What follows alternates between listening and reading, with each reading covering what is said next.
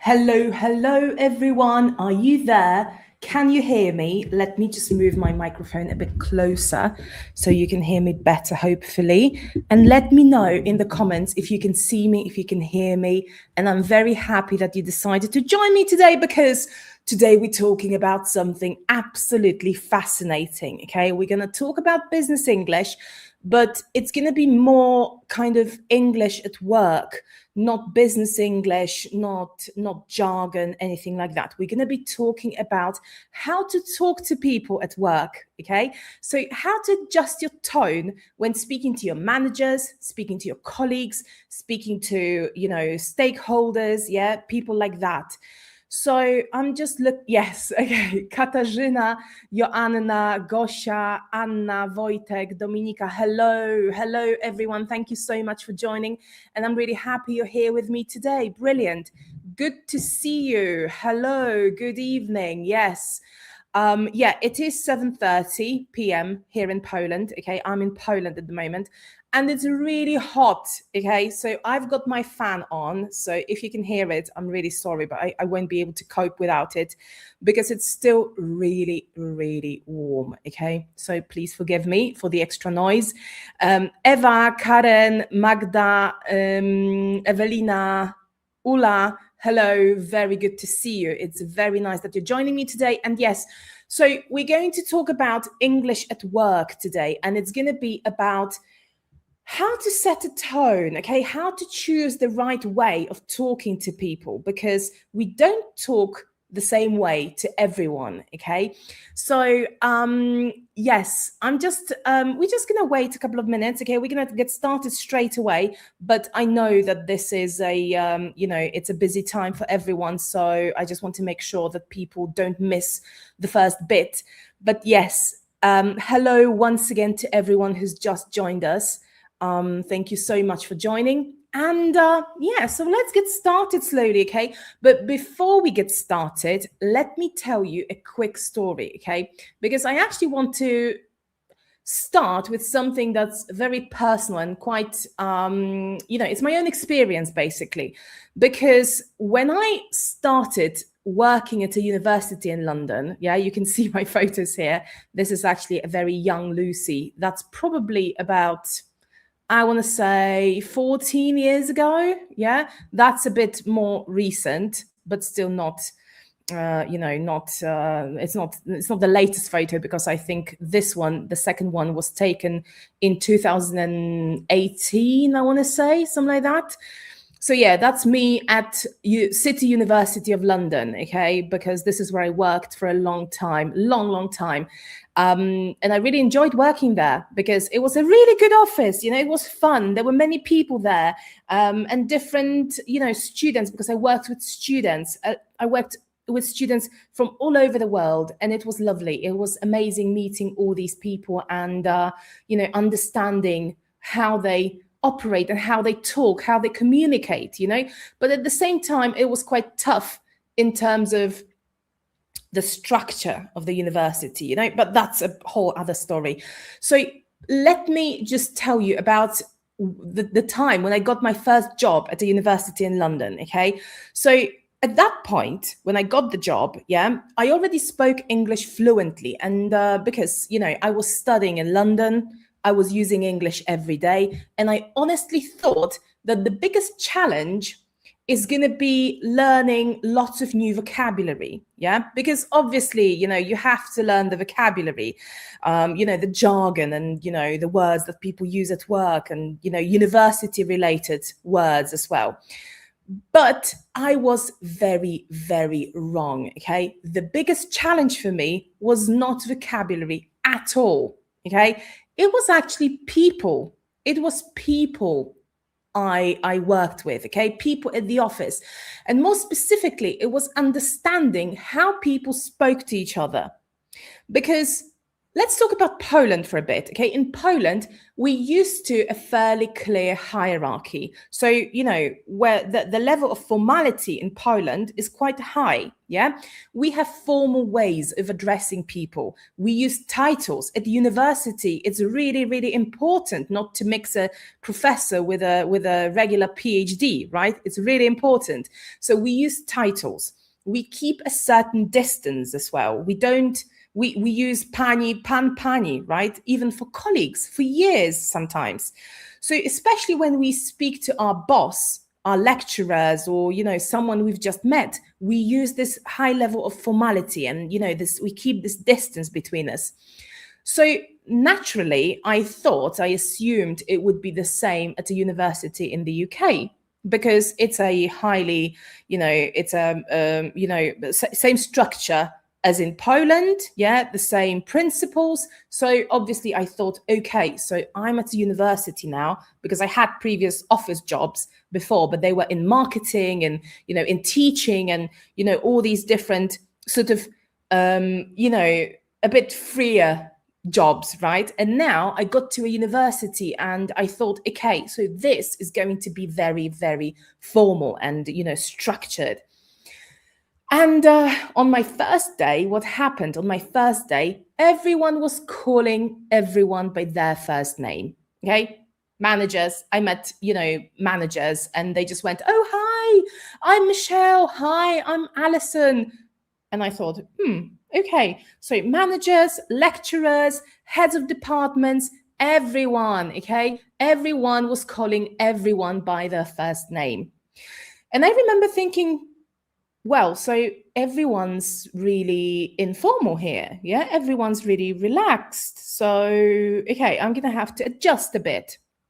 But then, as the days went on, I started listening a bit more carefully, and I realized something quite fascinating. So, yes, people called their boss by their first name, but they were also incredibly polite, okay? Incredibly. Nobody said things like, give me those documents. Yeah? Because in Polish, it's possible. If we use the right tone, if we use the right intonation, we can absolutely say, daj mi te dokumenty. And that's absolutely fine. It's not rude at all, right? But over there, nobody said things like that. Instead, they'd say things like, could you send me those documents when you have a moment? Or would you mind taking a look at this? Okay. Or something quite formal like, I was wondering if you could do this for me, right? So those really long sentences. Then, I realized something. I didn't know that, I was actually thinking about it as such, but I realized something that completely changed the way I thought about business English, because I thought my business English was supposed to be, my office English was supposed to be very formal and very, advanced and all this, but it wasn't the case. Professional English isn't about sounding formal and using those massive words, okay? You don't have to use very, advanced words, like obscure and, very, very formal words to be professional, okay? It's about sounding appropriate. So what you need to do, you need to ask yourself one question, okay? So language you choose depends on one very important question, okay? And that question is very simple. Who are you talking to? Who are you talking to? It's a very, very, very important, okay? Hi, I'm just saying hello to everyone. Sorry, I'm not looking at the comments because I get distracted and I start answering the comments instead of going ahead with my presentation, okay? So yes, hello everyone once again. Grzegorz, Non-Stop English, hello. Very good to see you. And Isa as well, yes, hello. Right, so the question is, who are you talking to? Because you're not going to be talking the same to everyone, okay? So we need to think about the people who we come across every day and who we speak to every day. So we might have colleagues, yeah? Colleagues, remember that this is a false friend between Polish and English, right? Colleague in English, it's not kolega in Polish, okay? It's a co-worker, Yeah. So it's a workmate, basically. Yeah. Colleagues. We can have, so colleagues are going to be probably, we're going to talk more directly. We're going to be quite neutral, quite conversational, right? Next, we've got our direct manager. So I'm assuming that's a person we talking to every day or pretty much every day. We're communicating most of the time. Yeah. So we have a good relationship. There's still a bit of hierarchy, right? But the relationship is quite close. Yeah. So once again, we're going to be a bit more professional, but quite soft, quite warm as well. Yes. Quite neutral towards the direct manager. Then we've got some senior managers. So senior managers, like the head of the department or someone, a CEO or someone, a bit more senior. And then when we talk to them, we probably don't have as close a relationship as we do with a direct manager. Yeah. So we need to make sure that this, the communication that the language that we choose to use with senior managers is a bit more diplomatic, is a bit less direct, is a bit more professional. Yeah. So we're keeping the distance. And obviously we're going to be looking at examples in a minute. Okay. So don't worry. That's not just theory. Next, we've got clients. Yeah. How do we talk to clients? Well, it depends. It depends. How long have we known them? Yeah. Who are they? How, what's the relationship between us? But it's going to be quite nurturing, probably. Yeah. Because we want to nurture the relationship we have. It's going to be quite warm. It's going to be quite soft. Yeah. But it's going to be professional, obviously. And then we have some other stakeholders. So, for example, in my case, when I worked at university, my stakeholders were students. Yeah, students. So I had to adjust my communication style to my students who were from all over the world. So their English levels were different as well. So, obviously they had to come with a certain level of English, but at the same time, really their communication skills varied massively. So, yeah, and I had parents, for example, parents as well. I had to talk to parents of students as well. You might have some other stakeholders like, people who work for you or, some contractors who you're, outsourcing tasks to. Yeah. So you need to think about all these relationships. Now, I want to ask you a question. Okay. Here's a question for you. When you speak English at work, who do you find the most difficult to talk to and why? Okay, so I just want to know, when you speak English at work, who do you find the most difficult to talk to and why? Yeah, that's an interesting question because, when you find something quite difficult, it might be for a number of reasons, right? So it might be because you haven't had enough practice. So, for example, I found it really difficult to talk to senior management when I started my job at university, right? So for me, it meant that I had to think about what I want to say, how I want to say it. I wanted to come across, to appear professional. Yes, especially that at some point I was leading a team. So I was a manager myself. So I wanted to make sure that the senior managers recognized me as a manager as well. Yes. So my English had to be professional. My English had to be, a bit more diplomatic, a bit less direct. Yeah. So I had to apply all these things. And what I did, I practiced a lot. Okay. I practiced with my colleagues. I had a brilliant colleague who's actually my very good friend, and I practiced with her. And I practiced with my manager as well. I said, could we have a one-to-one? And could we actually talk about, how I talk to the senior management? Yeah. Martina says, I find it difficult to talking to anyone as it seems that they don't listen to me. How is it possible that they don't listen to you? Could you give me an example or, just tell me a bit more about it? Wojtek, I'm totally afraid of my direct client during reports. Oh my God. So who is this person? Tell us a bit more. Why are you afraid of the direct client? What kind of relationship do you have? because that's quite important as well. Yeah. So tell me in your comments, when you speak English at work, who do you find the most difficult to talk to? Yeah. Who's the, the person that when you think about talking to that person, you think, oh my God, I really don't want to talk to them. Oh, what do I do? What do I do? But you have to be professional. Yeah. You have to take a deep breath and you have to talk to them. That's, at work, sometimes we have to do things we don't really want to do. Wojtek says every analysis, hang on, I can show it. Every analysis has to be spot on. If not, there's a question. Okay. If it isn't, there's a question. Okay. So basically the client is asking further questions. If there are any, issues, any problems, they're going to ask questions. Yeah. And then you have to have the answers ready. So it would be very good for you to practice this. Yeah. Imagine the report is a mess. Yeah. It's a complete mess. And you have to explain yourself and you have to explain all the things, all the points that are wrong, and you can practice it with someone at work or at home. Yeah. If you have someone who can speak English, you can practice this. This is a really good opportunity because you've actually identified the situation that is hard for you, that is difficult for you. Now you can practice it.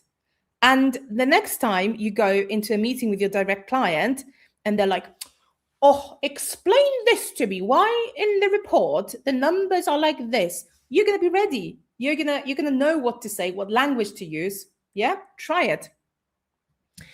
And there are a lot of issues. Yes, just, you can't change anything while you're presenting the report, right? The report is done. You're presenting it. That's the situation. So get ready for that situation. Prepare yourself. Yeah. Maria says, all French people, is it because of the accent, or is it about their pronunciation, or is it about the language that they use, or what is it about? That's quite interesting. Martina said before, I'm afraid it's difficult to talk to anyone as it seems they don't listen to me. Yeah. And she says later, it seems like I'm talking about any specific situation or product, and then after a few minutes, someone's chasing me about this. Oh, that is a bit, that's a bit annoying. So you're talking about something specific, and then someone asks the same question. So it's like you're talking twice. That's really annoying. But I think it's got something to do with their communication style. So maybe it would be useful to, I don't know, to put it in writing. I don't know whether that's possible at all. Yeah. Joanna says pretty much anyone from India. In 90%, I have no idea what they're talking about. This is very, very true that some accents, because Maria says that the French accent is quite difficult to understand as well. Yes, when someone's accent is the issue, we need to make sure that we have plenty of exposure. I do appreciate that an Indian accent, depending on which part of India they come from, is very difficult to understand sometimes. So it's quite specific, but try to expose yourself, try to listen to Indian English as much as possible, because it can be understood. You just need to get used to it as much as possible, and perhaps analyze it, because just listening is not enough, okay? Because you might have been working with someone for years, right? Someone from India, and you still don't understand everything they say. So it's not enough to just listen, okay? You need to analyze as well. So if you get some, YouTube videos or some recordings of people speaking with this particular accent, be it, French, the French accent, or Indian accent, or whatever accent you find difficult, okay? Get some recordings and listen to them and analyze them. So don't just listen, okay? That's it. Analyze word by word, sentence by sentence. And it is going to get easier with time. Unfortunately, it is what it is. Oh, and here's Martina. Martina has identified the problem, okay? I realized not long ago that I speak too fast. Maybe that's the issue. It might be the issue. Yes, that's a very good sort of self-reflection on your part, So it might be the issue. Yes, perhaps try speaking a bit more slowly. Yeah, just force yourself to speak a bit more slowly and see if that works. Okay, so maybe do an experiment and say something quite important, but slow down. Okay, and then make it a point. Okay, repeat it a couple of times and see how that lands. Okay, because maybe people really need your clarification. Maybe they're asking questions because they didn't understand properly what you said. That's a that's a possibility. Yeah, so we've got French accent, Indian accent, and also Chinese accent. Yes, it is quite difficult. Chinese accent, especially when people are not applying sort of English pronunciation rules. Okay, so I always say that accent is not an issue as long as people can understand you. So our Polish accent is not an issue. If we talk like this, and we use the Polish accent quite a lot. That was not a very good Polish accent in English, I'm sorry. But if we do that, that's not an issue as long as we pronouncing things correctly and also we using the right intonation. Yeah. So Chinese is a language where they use tones, right? So it could be quite difficult to understand if they put the same rule, if they apply the same rule to English. Yeah. So exposure, but very conscious exposure, by which I mean analyzing the spoken, the spoken text. So whatever people say, we need to analyze it. We need to understand how they're applying their native language rules onto English. Okay. Yes. Wojtek says, yeah, Anna, that's all true. You will get it. Yes. So I remember I had a situation like that, when I started working during university. I worked at Orange, yeah, and an Orange shop, yeah, the network. So I was selling phones and broadband and, all this, all this jazz. And I got a new colleague at some point, and he was from Newcastle. So his accent was really difficult for me to understand. And I told him that. And I told him, listen, look, I really need your help. I really need you to teach me your accent. So he spent a week. He was kind enough that he spent a week teaching me his accent. And he actually explained everything, how he pronounces things and the differences between my accent, which was, Polish English at that point. And he explained everything to me, and he compared his accent to another colleague's accent who was British, and he was from Southeast England as well. So his accent was a bit more standard, right? And it was amazing. And after a week, I could actually understand him properly. So yeah, we need exposure and we need to understand the differences. Joanna says here, I have a problem with being too direct to my managers, and I find it hard to hide that I don't like something or I don't want to do something. We're going to talk about it today, okay? Because it is a skill, okay? Being too direct is quite a Polish thing, right? So we really need to sort of take a step back and learn how to be a bit less direct and a bit more diplomatic. Yeah, we're going to talk about it.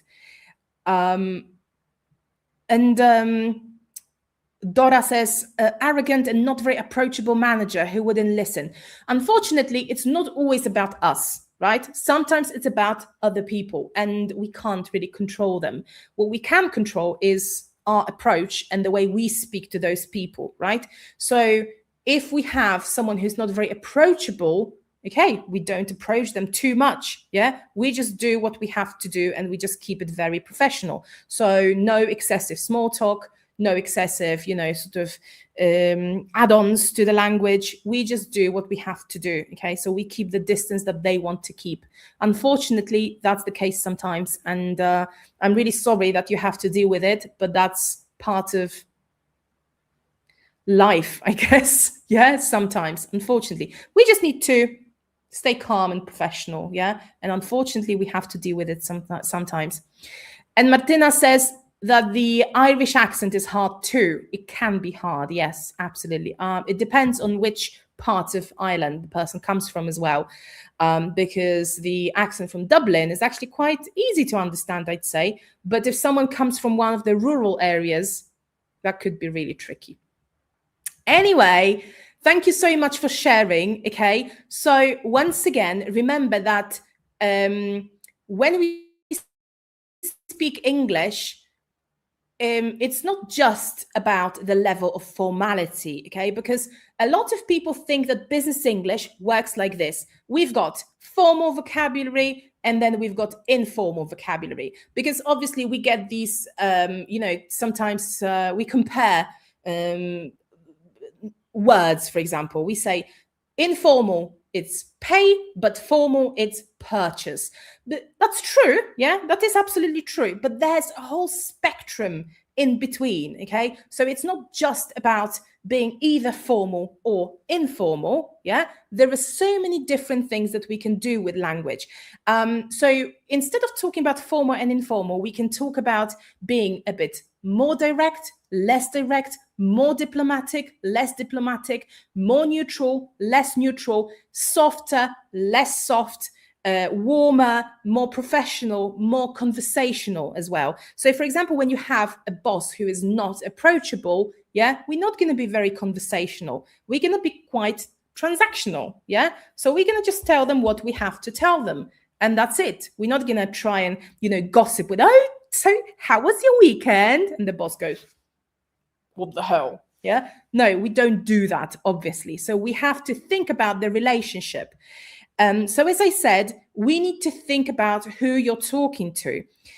So every conversation depends on three things, okay? The first one is who you're talking to. That's what we've established, yeah? Is it your manager? Is it your colleague? Is it the client?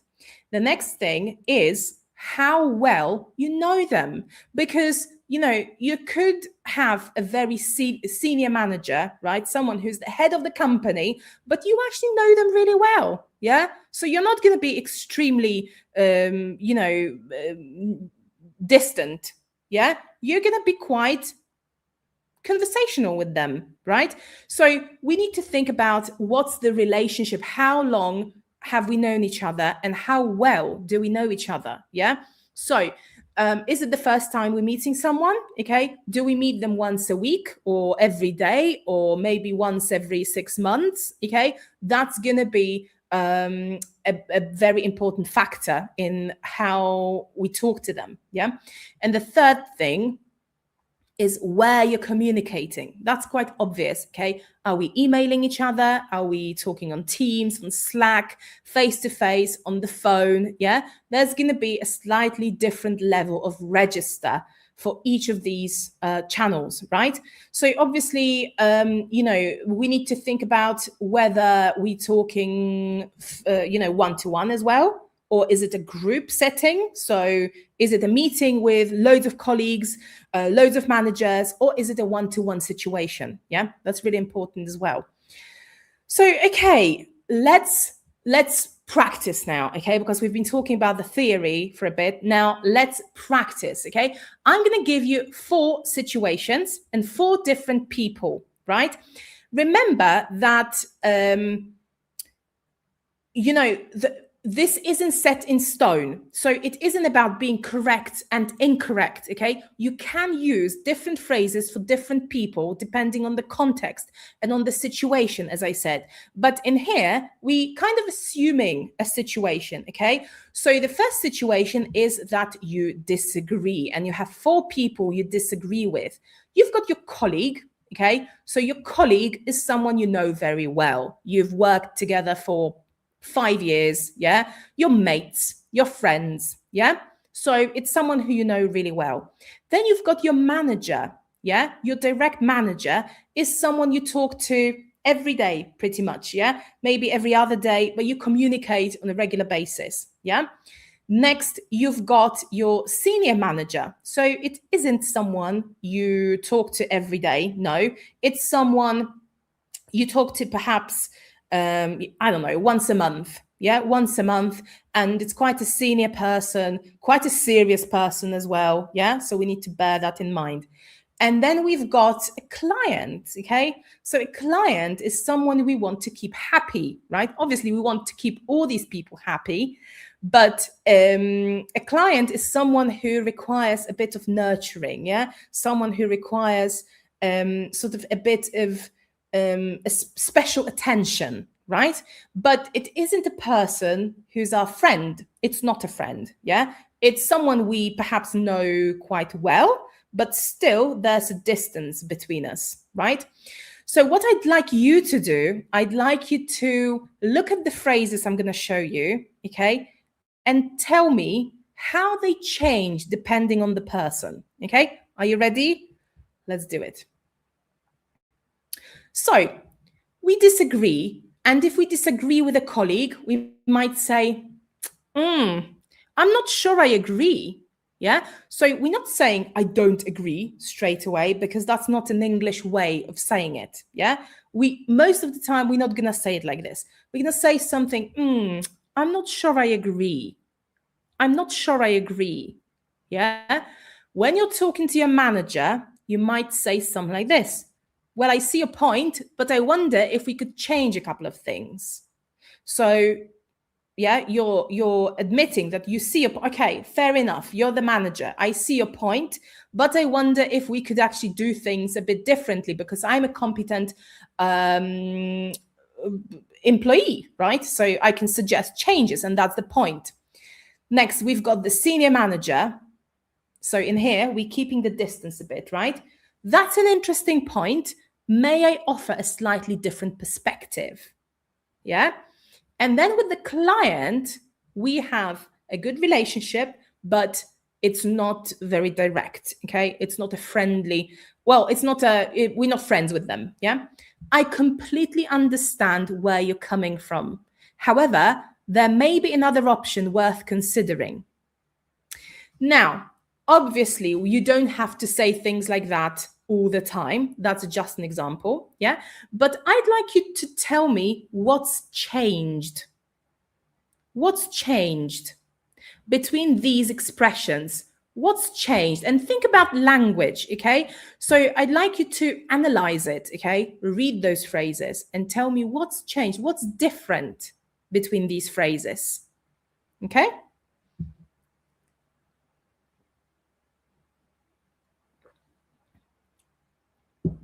So once again, let's practice those sentences, okay? Think about the changes, but let's practice saying things out loud, always out loud. I'm not sure I agree. Pay attention to the word sure, okay? Because that's a really nice difference between the traditional RP and modern RP, the accent I teach, okay? So it used to be pronounced as sure, sure. I'm not sure I agree. But nowadays, people pronounce it most of the time, not always, most of the time, with the long or sound. Sure, sure. I'm not sure I agree. I'm not sure I agree. Yeah? Next one. I see your point. I see your point. Yeah, we shorten your. I see your point. But has a very short sound. But I wonder, wonder, not wonder, wonder. Wonder. But I wonder if we could change, could, not could. If we could change a couple of things, a couple of things, yeah? Things with the TH sound. TH sound at the beginning. Things. Okay, let's take a look. Okay, Magdalena says here, In my previous job, we were told that we can never tell a client that he is wrong. Therefore, we were told to agree with the client, even if he was wrong, by saying, yes, but... It's very true in many places, okay? It's very true in many places. So if this is something your company tells you to do, then obviously follow their guidelines, right? But obviously you can disagree, but in a very, very polite way. This is what you're saying. Yes, absolutely. Okay, I'm still waiting for your opinions of what's changed between these sentences, but I'm going to tell you, okay? Notice how these sentences get longer, okay? They get longer. Yes, Wojtek says, yes. Dorota says, they are getting longer and longer. Yeah, that is very true. That's the first point I wanted to say, because longer sentences actually mean more formality, because we're kind of beating about the bush. We're not saying directly, I disagree, or, you know, you are wrong, this is utterly shit. Sorry for pardon my French, but yeah, we're not saying this. We're actually saying, you know, a lot of things to hide the message. And that's how English works. I don't want to say most of the time, but very often, okay, depending on the user, because some users might be a bit more direct, some users could be a bit less direct, but generally, if you're talking to someone from the UK, for example, they're going to be quite diplomatic, and the sentences are going to be very long if they don't want to offend you. Yes, that's a very good observation. Yes. Wojtek says the level of shown understanding and view perspective is different. Yes, exactly. We're changing the perspective slightly. Yeah. So we kind of agreeing, but then saying, okay, not entirely. Okay, not entirely. Yes. Level of directness. Yes, absolutely. So we're using more and more indirect language. Yeah. This is why the sentences are getting longer as well. Yeah, Dominika, there's less and less I in them. Yes, so we kind of switching the perspective. Yeah, so I agree. And the tone of the message has changed in each situation. Yes, so the first one to your colleague, yeah, is quite direct. I'm not sure I agree. Yeah, still we're not saying I don't agree. We don't say I disagree. Yeah. We might say it in certain situations, but generally we're going to make it a bit softer. Notice how we get modal verbs as well. Yes. So it's not, you know, I see your point, but let's change a couple of things. No, I wonder if we could change a couple of things. Yeah. So we've got those modal verb, this modal verb here. The same in here with the senior manager. May is a very sort of, you know, more diplomatic word, more formal word than can I offer? May I offer is quite, you know, high level grammar. Same in here. Yeah, I completely understand where you're coming from. However, there may be another option. Yeah, so we're using more modal verbs. We use softer verbs. Yes. So, you know, I'm not sure I agree. We say, I see your point, but, yeah. So we kind of softening it. More appreciation as well. So this is what Wojtek said. Yes, this one. More appreciation. So we're showing understanding. Yes. And also more hedging. Okay. That's a really interesting thing in English as well. We're going to talk about hedging in a minute. But hedging is basically adding more words and making the sentences a bit more bulky, okay? So words that don't mean a lot, but they add volume, okay? So you just fluff them up like little, you know, bunny rabbits, yeah? And you make the sentences really fluffy, yeah? And there's a lot of cotton wool in them, yeah? Cotton wool, takiej waty, napychamy trochę te zdania taką watą, która nie ma takiego konkretnego znaczenia, ale tam dokłada tej zawartości. Jak ktoś pisał jakieś prace na zaliczenie z odpowiednią liczbą słów, to wie, o czym mówię. Okay. Yes, and let's move on to the next situation. Okay, situation number 2. You ask for something. Now, I'd like you to think of how you could ask your colleague to do something for you. Okay, so you're asking a colleague to do something. How could you do that? Can you write your sentences in the chat? Yeah, and then I'm going to show you my suggestion. How would you ask your colleague to do something for you? And I'm going to add an interesting pronunciation point here, okay? Remember about aspiration in English, okay? This extra puff of air that comes out of your mouth when you're pronouncing words starting, for example, with a k sound. So we don't say colleague, colleague, we say colleague. There's a after the k, colleague, colleague, yeah? Just a side note. Okay, I'm just waiting for your suggestions. Okay, how would you ask your colleague for something, for a favor? Yeah, you want to ask for something. So obviously this bit is going to be more direct, the most direct out of the four. Yeah, it's going to be quite neutral, it's going to be quite conversational, right? It's not going to be very diplomatic, it's still going to be polite, yeah, but it doesn't have to be very sort of, it doesn't have to be fluffed up. It can be quite direct. Can you please do me a favor? Perfectly fine. Can you please do me a favor? Yeah. Can you please do something for me? Can you? Yes. So we use the word can, right, in here. Let me show you my suggestions, okay? For example, can you send me that file? Yeah, so I use the same as Sabina here, right? Could you help me out with this? Katarzyna says. Katarzyna decided to go for a bit more diplomatic could instead of can, which is absolutely fine as well. Yeah, it adds a certain level of, formality. Yeah, but it's absolutely fine. Could you do me a favor, Martina? Could you do me a favor, please? Absolutely. This is absolutely correct. Yes. So can you do this for me? Could you do this for me? It's absolutely fine. But could is going to be a bit more indirect. Yeah. It's going to be a bit more polite. Yes. Martina says gives another example. Would you mind doing something for me? Yes. And I have it here, right? With the client.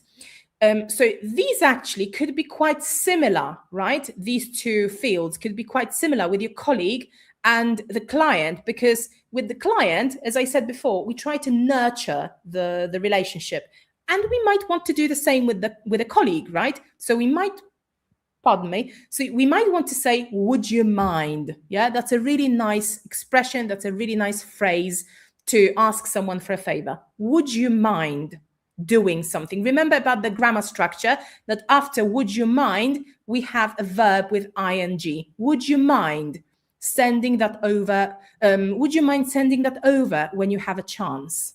Yeah. So very, very good. Could you give me a hand, please? Yes, absolutely. Are you able? This is a good one as well, Wojtek. Are you able to handle that for me? This, however, okay, I'd be a bit careful with this because it sounds kind of like an order, okay? Are you able to handle that for me? Yeah, so it sounds like a manager giving instructions to someone. Are you able to handle that for me? So it just implies that you're expecting a yes. Yeah, are you able to handle? It's still fine. Just the tone of this is a bit more me telling you what to do rather than me asking if you can do something for me. Just a sort of something to think about. Yeah, these little nuances. Okay, so to your colleague, you could say, "Can you send me that file? Can you send me that file? Can you send me that file?" Yeah. To your manager, you could say something like this. Could you send me that file when you have a moment? Yeah. So we're adding a bit more distance. Yeah. We're saying, I understand you are very busy. Okay. But when you have a moment, could you send me that file when you have a moment? Yeah. Now, remember about pronunciation. Could you? Not could you? No, could you? It's called yod coalescence. Yeah. So two sounds merging to create a j sound. Could you send me that file when you have a moment? To your senior manager, you could say, would you be able to send me that report? Yeah, would you be able to? So we're adding another layer of formality, of kind of, we're putting another sort of barrier between us. Yeah, not in a bad way, but kind of the distance gets increased. Yeah, would you, once again, yod coalescence, would you be able to send me that report? Would you be able to send me that report? Yeah. And with the client, we might say, would you mind sending that over when you have a chance? Obviously, in this case, we can sort of use them interchangeably, right? Because the level of politeness is just right for everyone, right? But there are certain little nuances that I've explained, yeah, that we could just bear in mind. But we can use all of them to be, maybe not this one. Can you send me that file? We wouldn't use it with anyone where the distance is a bit bigger. Okay. When we want to be more diplomatic, we wouldn't use can. Can you send me that file? Not really. A senior manager could possibly say it to us. Yeah. I mean, assuming we are not the senior managers, right? But what I mean is, if you're not a senior manager, if you get a senior manager talking to you, they might say, can you send me that file? Yeah. Because, from their perspective, they're being a bit more direct towards us. Okay, next. You made a mistake. Oh my God, we made a mistake. What do we do? I hate it. I hate making mistakes, okay? This is one thing that I'm still working on. I absolutely hate making mistakes, I remember at this university, where I worked, there was one situation I was supposed to handle, and I was supposed to create a little leaflet inviting people to a very important event, right? But bear in mind that it was before Canva, before all the fancy AI tools and all this, okay? That was 10 years ago, maybe even 15 years ago.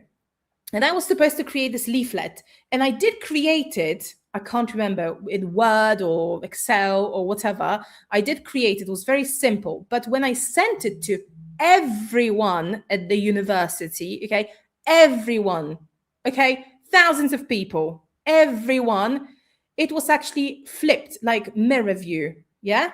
So nobody could read it properly. Obviously, if you look at it properly and you try to read it, then fine, you can read it. But it was gibberish. There was nothing. The text was just flipped.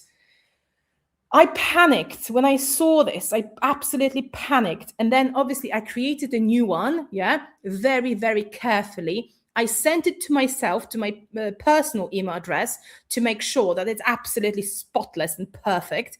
And then I resent it and I said, obviously, sorry about the mistake. Now find the leaflet attached and, blah, blah, blah. And I sent it and it happened again. And this was mortifying, It was such a stupid little mistake, but I still remember it, Especially that my boss, she was leaving. She was leaving a bit earlier. I still remember, so many years ago. And she was leaving and she was going past my desk. And I said, oh, Michelle, I don't know what happened. And she looked at me and she went, Lucy, attention to detail. And I went, oh my God, I was so careful. I was trying so hard. So anyway, I did send it in the end and it worked, but I still remember it. I absolutely hate making mistakes.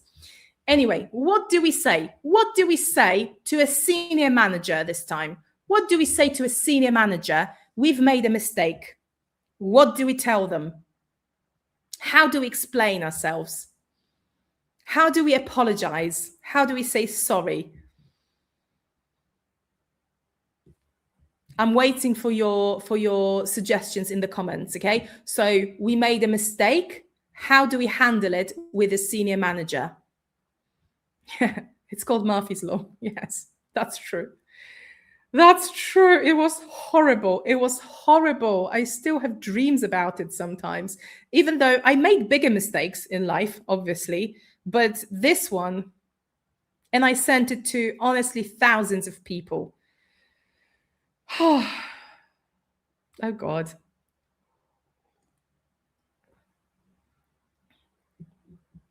Okay, so What do we say to a senior manager? Obviously, we remember about the relationship. So we remember about the distance. Okay, this is quite, we're not friends. Obviously, we're not very close. It's a senior manager who noticed a mistake. Okay, Dominika, I do truly apologize for. This is nice because it uses the verb do to emphasize the fact that we apologize, right? So we can say I apologize for, but if we want to emphasize it, we can say I do apologize. So we kind of exaggerating, making it a big deal that we do apologize. I do truly apologize. When we add truly, we say, yes, this is my fault. I do truly apologize for this and that. Yes. Let me show you my suggestions. Okay? So for the senior manager, I decided to say apologize as well. Yes. Eva, apologies, I might have overlooked this. Yes, very good, brilliant, yes. I might have overlooked this. Apologies, or I apologize is a bit less direct way of saying I'm sorry. Yeah. So obviously we can say sorry, but we can say apologize as well. And apologize is a bit more formal, a bit more diplomatic, right? Wojtek, I would like to humbly apologize for this and that. Yeah. So I'd like to humbly apologize for my mistake. Yeah, that's really good as well. With the humbly, I'd be quite careful as well, because we're going sort of like, I humbly apologize, right? So just be careful with that word. But I would like to apologize for this. Yes, absolutely. I do take the blame. I do apologize. Yes, Joanna says, I do apologize for this. Yes, I agree. So let's go through these, okay? So if it's your colleague, you can just say, sorry, my bad, yeah? And there was a comment here before I wanted to show you. Let me just find it. Oh yeah, there you go. Shandy says, once I said my bad to the HR manager and she laughed. She found it funny. So when we say my bad it's actually quite informal, right? It's actually quite something you'd say to a friend, yeah, in a very sort of conversational situation. Oh, my bad, yeah, my bad. So the HR manager maybe thought it was kind of funny in this formal situation, because if it was a conversation with HR, I'm assuming it was maybe something quite serious. Or maybe not serious in a way that you did something wrong, but just serious in a way that it's, a work-related, an HR-related situation. And you say, my bad, it's just a bit out of place, yeah? It just seems like something you'd say to a friend over a pint at a pub rather than in an HR meeting, yeah? But that's a good example, yes, absolutely. Yeah, so sorry, my bad, yeah. I'll get it sorted, yeah? To your manager, you could say, oh, sorry about that. I'll fix it. Yeah. Oh, sorry about that. I'll fix it. Yeah. So you say sorry and you offer a solution. So you're going to fix it. Now, senior manager, I apologize, or I do apologize, or I truly apologize. I'll make sure it's corrected straight away. So once again, we're adding a bit more hedging language. I'll make sure, yeah? I'll make sure. Obviously, you're going to make sure, but you don't have to say it. So in Polish, for example, we very often avoid these extra expressions, yeah? Because I know you're going to make sure to correct it. But in English, we like saying things like that. We like the language to be fluffy and full of words, okay, that very often don't mean much. I'll make sure it's corrected straight away. Yeah. So more hedging language. Yeah. Longer sentences, less direct. And the word apologize is a bit more formal as well. Yeah. And the client, we could say, I'm very sorry about that. Let me look into it immediately. So in here, what we're doing, obviously we can say this as well to a client, yeah? Sorry, pardon me.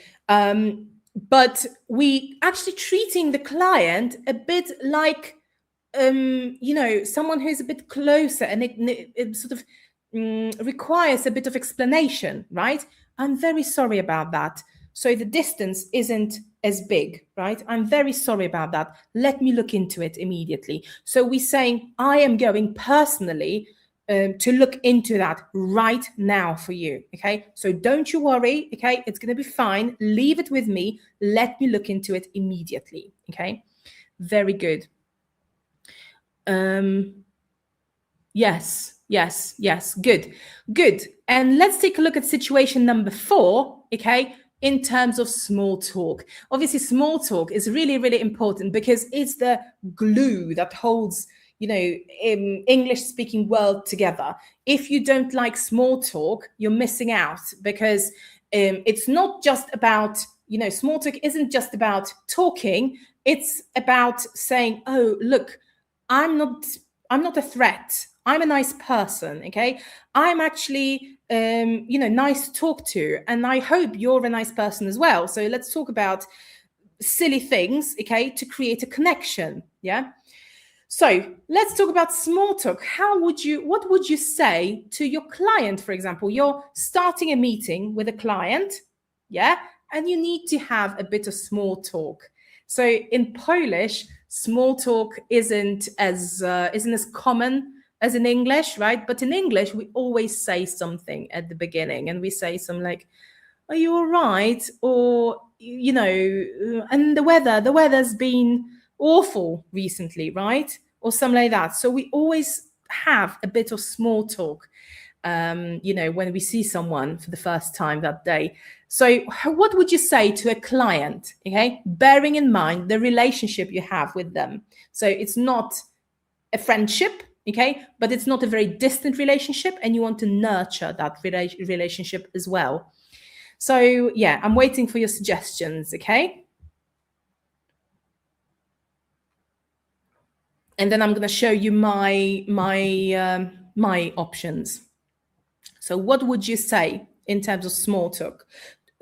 Do you like small talk, by the way? I love small talk, and I love talking to people, and I don't know, it's just an amazing way to get to know someone on a very superficial level, mind you, okay? But it's just a really nice way to talk to someone, to understand certain things about them, okay? Yeah, we're going to have a small talk related power hour to talk about it, because it's a fascinating topic, I absolutely love it.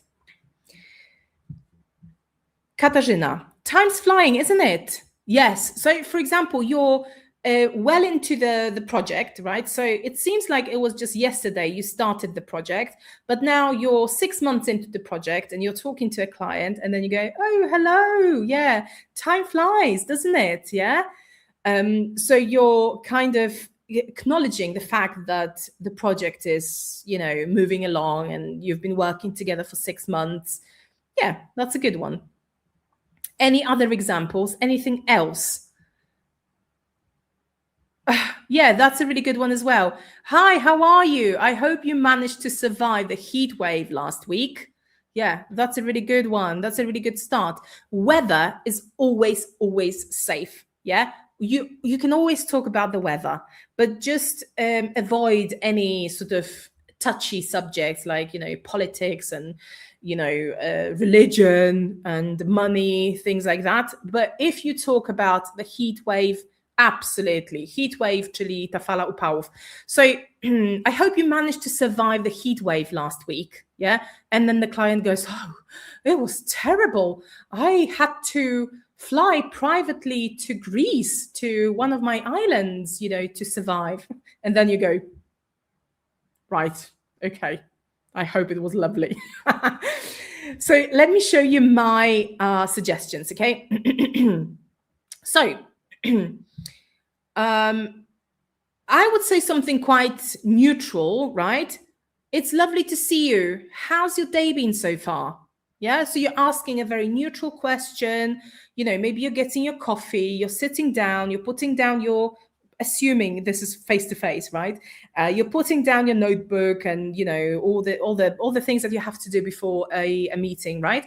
And then you're going, it's lovely to see you. Oh, it's good to see you. Yeah, how's your day been so far? Yeah, that's a really good opening question. Yeah, this is a good one as well, Magdalena. How's the traffic? How was the traffic? Did you have any trouble getting here? Yeah, that's a really good one as well, because then they can say, oh, if it was in London, they'd say something like, oh, the tube was a nightmare as always. It was horrible. It was packed and so hot and all the trains were delayed, as we do in London, obviously. Yes, that's what we say. Or they could say, yeah, it's been okay, no problems at all. And then you can get started. And that's it. That's the end of small talk. This one, did you do anything interesting recently? Maybe if we know them, we can ask about their pets, if they're crazy enough about them. Yeah, so we have to assess the situation. We have to assess how well how well we know them, and also whether they want to talk about stuff like that. So obviously we need to sort of sense how approachable they are, right? So if it's a client who's quite personal and private, probably you won't be talking to them about their pets or anything like that. You're going to keep it very, very neutral, very professional, right? But if they're a bit more open, if they're happy to show you a picture of their dog, or a rabbit, or I don't know what else, a fish, then yeah, absolutely you can ask that question. Yes. This one, very good as well. Oh, long time no see. How have you been? Yes, absolutely. This is a very good neutral one as well. Yes, totally. So with a colleague, yeah, let's go through the fields that we have in here. With your colleague, you could, obviously you know them quite well, yeah? And if you like each other, you could say something like, morning, how was your weekend? And then you're expecting to hear, oh, just pottering around, or, I went to a concert, or I didn't do much, oh, I went, I don't know, I went to the pub on Saturday, whatever. Yeah. So you're gonna exchange stories, because then they're gonna ask, and yours? And then you're gonna tell them about your weekend, right? With your manager, you're gonna be a bit less direct. Yeah. So you're not inviting an open answer. You're not asking a question. You're just saying, morning, hope you had a nice weekend. That's it. Yeah. So the manager can now decide whether they want to go into a full description of their weekend or not. So they can say, yeah, it was nice. Yours? Yeah. And then you can say, yeah, it was good. Thank you. And that's it. Yeah. But they can go into detail if they want to as well. With a senior manager, obviously we're keeping our distance. So we just saying, good morning. It's nice to see you again. Yeah. We can ask, how are you? Something very, very neutral, but nothing personal in here, because we don't know them well enough, and the relationship doesn't allow for that kind of familiarity.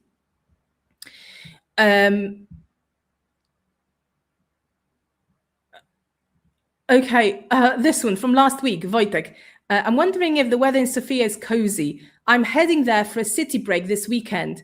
And he replied that we have to see each other and get some beer and roam through the city. Oh my God. This is wild. Yes. This is really cool though. So it really depends whether you wanted to see them in there or not really, right? So yeah, that's interesting. That's a really good one. Okay. And then we went through the client as well. It's lovely to see you. Yeah. How's your day been so far? So we kind of reducing the distance, right? Yeah. We're making it a bit more cozy, but we're not behaving like friends. So we're not asking about the weekend. Yeah. Because we don't really know we don't really want to know a lot about their personal life. I mean, it depends on the relationship, but I'm just talking, speaking from my experience. Okay, so let's move on. That was situation number 4. Okay, now I've got a question for you. Which sentence is correct? Okay, take a look at these sentences. Which sentence is correct? Let me give you numbers, okay? So let's do this. Yeah, so which sentence is correct? Any guesses? which one of these sentences would you use? Which one is correct in your opinion?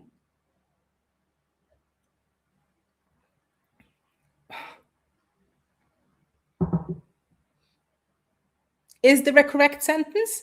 That's a very important question. Which one of these sentences is correct in your opinion? Number 1, send me the report. Number 2, can you send me the report? Number 3, could you send me the report? Number 4, would you mind sending me the report? Number 5, I was wondering if you could send me the report. Yes, very good. Magda says 1 to 5. So all sentences are correct. Magdalena says, what's the situation? Exactly. That's a very good question. That's exactly the question I wanted to see. What's the situation? What are you asking me, Lucy? This is crazy. Okay. What's the situation? Who's the person I'm talking to? How well do I know them? What's the situation? How am I talking to them? Yeah, all these questions are valid. What's the situation? So all these questions are correct. That was the thing I wanted to tell you. All these questions, all these sentences are correct, depending on the situation we've just established. So that was brilliant, Magdalena. That was a really good question. Yes. What's the situation? So remember, you're not always using the same sentence. Yeah, you can change it depending on who you're talking to. This is what Martina says. All are okay depending on who we speak to. Now, remember that there's no one sort of way of saying things, right? And if you know these different ways of saying things, you can manipulate the language and you can adjust it, okay? And this is how you get to a much higher level in English. Because if you keep using the same phrase, it's absolutely fine. There's no problem with it. But if you want your English to be more advanced, you need to have a number of things you can say. You need to have a choice. Yeah. So if you want to improve your English, if you want to make your English advanced, and if you want to make your work English more advanced as well, you need more phrases. You need more ways of saying things to different people, because this way you're going to have the freedom of manipulating the language. Okay. And maybe making it a bit more direct to someone who doesn't understand you. And making it less direct to someone who needs it, okay? So if you sense that this particular manager is going to be impressed, okay, and you want to impress them, then maybe it's worth using something a bit more elaborate, right? But if you want to communicate directly with a colleague, you don't need all this fluff. You don't need all this cotton wool, right? So, yes, so remember that this is about a relationship sensitive language. Yeah. Yes. All of them are correct. Depends on who I'm talking to. Grammar wise, they're all correct. Yes, absolutely. Grammar wise. Yes, correct. Good. Okay. So that was basically the key takeaway. Okay. Now, very quickly, okay, I'm aware that it's been over an hour right now, but if you still have time, I really want to go through the changes, okay, in the level of directness, or the level of formality between these situations and the sentences that we've used, okay. So now, what changes if we move from a bit more diplomatic and indirect language to more soft and warm and conversational English? What changes? Okay, so first of all, grammar. Obviously, grammar changes, not in terms of the tenses. Okay, we're not changing any tenses because that's not the point, but we change the grammatical structure. So, for example, we add things. Can you send me the report? Could you send me the report? Would you mind sending me the report? Yeah. We use different grammar structures. We can say, I was wondering if you could send me the report as well. Yeah. So grammar is the first thing. Next one is vocabulary. Okay. Some words change as well. Not always. Okay. So we don't always have to use the words from the second column, right? We don't always have to use them, but very often people are going to use them in formal situations. So we need to know them as well. And if we want to sound even more formal and even more professional and even more sort of indirect, we need to use them as well. So for example, instead of help, we can say assist. Not always, sometimes, okay? They're not exactly interchangeable all the time. Instead of need, we can say would like. I need you to send me the report. I would like you to send me the report, yeah? Instead of want, once again, would like. I want this right now. I would like you to send this right now, yeah? Instead of tell, let me know, okay? Could you tell me, when we're going to meet next time? Could you let me know? Yeah, could you let me know? Instead of problem, we might say issue. There's nothing wrong with the word problem, yeah? It's just sometimes people use issue instead of problem. Check, have a look, yeah? I was wondering if you could check this for me. No problem with that. I was wondering if you could have a look at this for me, yeah? And the last one, give and send over or share, yeah? So instead of give me the details, could you share the details, yeah? Could you share the details? So vocabulary very often changes when the level of formality goes up, yeah? Now, also directness. This is what we said before, yeah? Instead of saying, a very short, straight to the point sentence, I disagree, yeah? We might say, I'm not sure I agree. We add this bit here, okay, to make it a bit softer, to make it a bit less direct. Instead of saying, you're wrong, we're saying, I'm not sure that's quite right. Yeah, that's very, very British. I'm not sure that's quite right. Yeah, so we're not accusing anyone of being wrong. We're saying, I don't think, I'm not sure that's quite right. Yeah, instead of saying that's impossible, yeah, we say, that might be difficult actually. Yeah, so we changing, we soften requests and we soften direct messages, okay? We make them a bit softer. The next thing that changes is the tone, okay? So this is what we're talking about, the non-verbal communication, yeah? So it's not the words that we use, but it's your intonation, how you use your intonation, how you use your facial expressions, yeah? You could be very, very strict, or you could be smiling, your face is soft. Your smile, your pace, so how quickly you speak, okay? Because if you speak quickly, okay, people might actually think that you're being a bit less, a bit more direct, yeah? But when you speak slowly and you take your time and you pause from time to time, people are more likely to listen to you. And your stress as well. So what I mean here is the sentence stress, okay? So which words you're stressing is very important for the message you're trying to convey, okay? Okay, for the message that you're trying to tell people.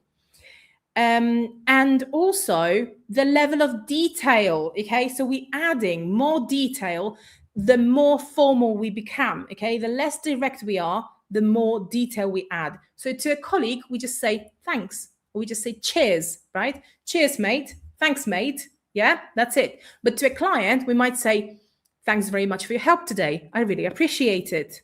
Yeah. To your manager, thanks. I really appreciate it. Yeah.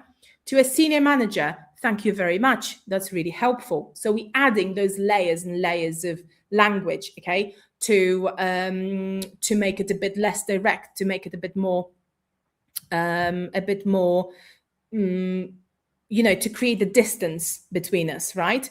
So the bigger the distance, the more acknowledgement and appreciation and context we give, yeah? We make sentences longer, okay? And the last bit is hedging, okay? Hedging. So that's one of the biggest differences between Polish and English, okay? And that's hedging. And that's basically adding some words that are not exactly necessary to convey your message, but they're really important in terms of creating those nice round sentences, indirect sentences.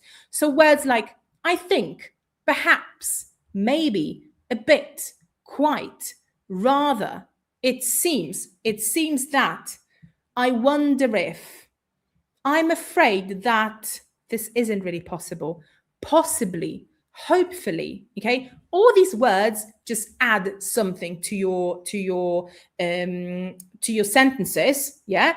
And it means that the sentence become less direct. They become a bit softer, yeah? A bit longer and a bit less certain as well, okay? So in English, we don't like sounding 100% certain. Instead of saying, yeah, this is incorrect, we might say it seems it doesn't add up, yeah, or something like that. Okay.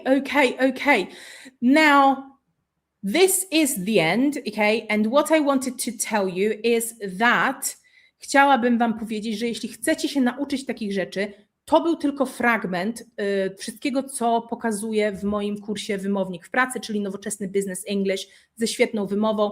Jeszcze do jutra 150 zł taniej, ponieważ trwają Lucy's Birthday Weeks, obviously, więc możecie zgarnąć różne kursy w niższej cenie.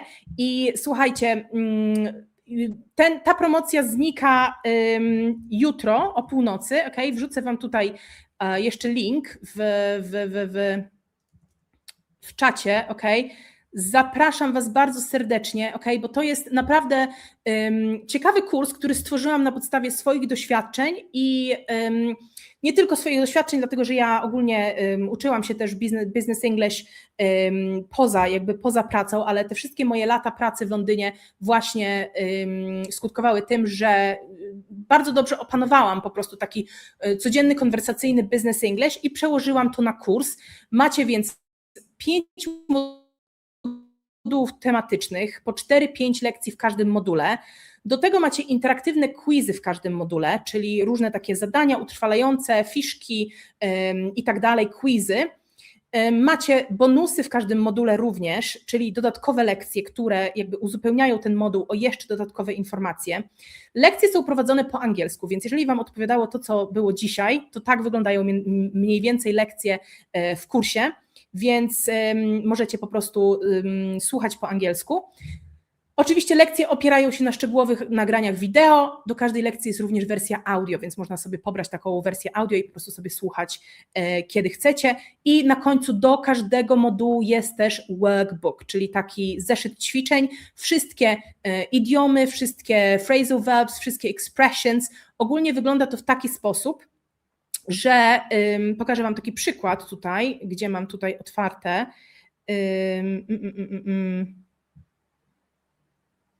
Sekundkę, nie znajdę teraz tego w tej chwili. W każdym razie każdy zeszyt ćwiczeń zawiera, każda lekcja składa się z idiomów, okay? Z takich wyrażeń naturalnych, których możecie użyć w różnych sytuacjach, z phrasal verbs, i jest zazwyczaj jakiś grammar point, który jest, oczywiście odnosi się do tematu danej lekcji, oraz wymowa, czyli mamy lekcje z gramatyki, z wymowy i ze słownictwa, z idiomów, z phrasal verbs i tak dalej. Więc zapraszam was serdecznie na tą stronę, dziękuję bardzo serdecznie za udział i oczywiście zapraszam na Lucy's Birthday Weeks, jeszcze wam wrzucę tylko ten link do Birthday Weeks, bo jeśli jesteście zainteresowani innymi kursami, to również one są w tej chwili w promocji w niższej cenie i oczywiście też zapraszam, bo możecie jeszcze dołączyć do kursu wymowy tego flagowego, który też zamykam niedługo i ta niższa cena też znika, bo to wszystkie te niższe ceny są do północy, do jutra, więc jest ten flagowy kurs wymowy, jest kurs 23,5 błędu, jak się ich pozbyć, 23,5 błędów w wymowie angielskiej, jak się ich pozbyć w 2 tygodnie, to jest taki trochę mniejszy kurs. I macie oczywiście kurs też Real Life English, czyli bardziej taki nieformalny, konwersacyjny kurs ze small talkiem, ze slangiem, z różnymi idiomami i tak dalej, więc też serdecznie zapraszam i dziękuję za wszystkie komentarze, za całą aktywność, i thank you so much. Dorota, dzięki, świetne szkolenie jak zawsze, bardzo się cieszę, naprawdę jestem bardzo zadowolona, że przychodzicie i że wam się podoba. I jeśli macie jakieś do mnie pytania albo chcecie, nie wiem, chcecie coś do mnie napisać i tak dalej, piszcie do mnie śmiało na Instagramie, zapraszam do kontaktu. Dziękuję Wam bardzo serdecznie. Magdalena, Dorota, druga Magdalena, Ewa, Joanna, dzięki serdeczne. Take care and I'll see you soon, okay? I'll see you in 2 weeks. Take care. Bye.